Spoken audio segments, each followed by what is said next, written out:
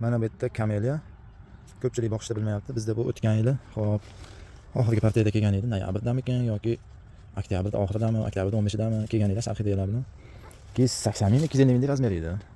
Xo'p, 50-60 ta keluvdik. Bitta oshib qolgan edi mana shu.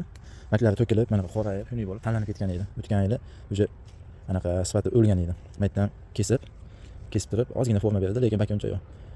O'zimizdan Tbilisida turdi. Kichkina Tbilisida asatkalar, mana zimniy mana narsalar turadigan joyda. O'ta archa ham turibdi. Katta kelin gardini ham bor mana. Hop. Mana shu asatkalar boqiladigan Tbilisida turuvdi. O'tgan yili kuzda, hop, oktyabr bo'ladigan bo'lsa, dekabrga yaqin olib chiqib qo'yganmiz buni bu yerga. Hech kim tegmagan, boshqa qilmagan. Bahorda bitta qarasam, makinar yurib qoldi ozgina. Keyin yozgi kunda qarasam, buncha ochibdi. Men ochilmaydi, biz O'zbekiston sharoitida yashamaydi bu narsa deb hisoblardim.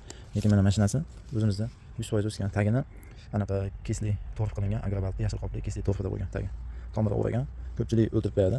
Bizda qaramaydigan, hech nima qilmaydi. 2-3 marta shu o'stiradigan narsa berganda, Tbilisida narsalarga, mana shunda ozgina dori ichgan xolos. Dori ham oddiy, garmon, sarmon shunaqa dorilar ichgan. Hozir mana shunaqa holatga kelib, ochilib qolibdi. Shu yozda ko'rganimdan beri bu Tbilisiga kirmadim. Hozir go'zal bo'lib qolibdi. G'unchasi ham chiqyapti. Bunaqasi birinchi marta bo'lishi omon. Poni mana shu o'zimizda o'sgan, o'zimiz iqlimga moslashib bo'lgan kameliya bo'ldi. O'zbekistonda bitta bo'ldi mana shu. Kecha kirib achib ketyapti. Dim havoda, bu yerda anaqa quyosh bu yoqdan tushib bunday ketadigan bo'lsa, mana fontan ishlaydi. Yozgi kunda har kuni fontan yoqiladi, boshqa bo'ladi. Shunda Xitoyda havosi bunga, Xitoyda havosini O'zbekiston sharoitida qilib berganimiz uchun shu darajada chiroyli bo'lib o'sib, chiroyli emas, g'uncha ochib, o'zini eplab yashab ketdi. Tashqariga bo'lsa nima bo'ladi, unisini bilmaymiz ama. Mana shunaqa holatda bo'lib o'sib kelib shu holatga keldi.